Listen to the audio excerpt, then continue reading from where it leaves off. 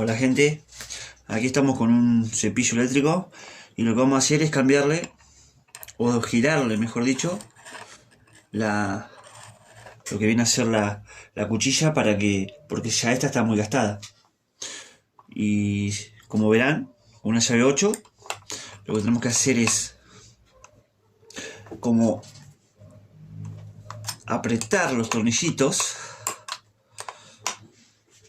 que se ven acá, son 3.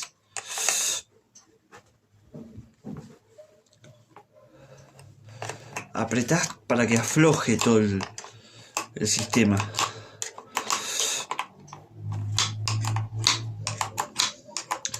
Una vez que aflojaron bien, ya se afloja la cuchilla. Como podrán ver, ya se corrió la cuchillita. A ver si me ayuda con una pinza punta.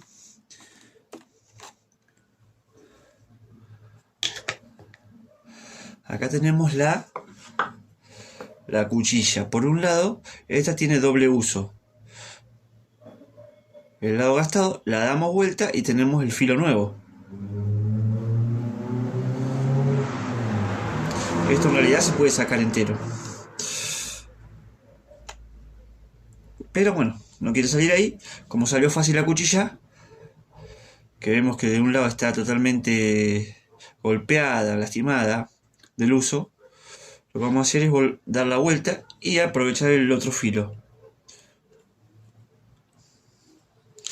La ponemos nuevamente.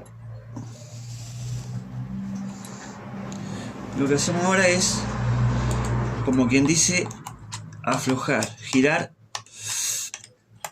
en contra de la aguja del reloj.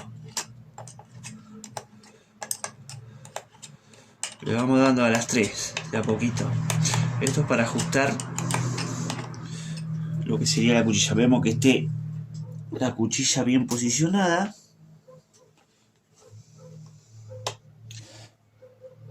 Ahí está bien posicionada.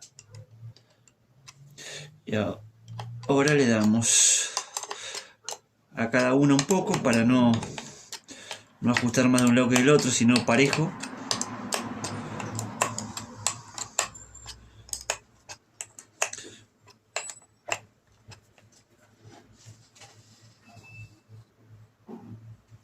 Y así es como queda la cuchilla con el filo nuevo.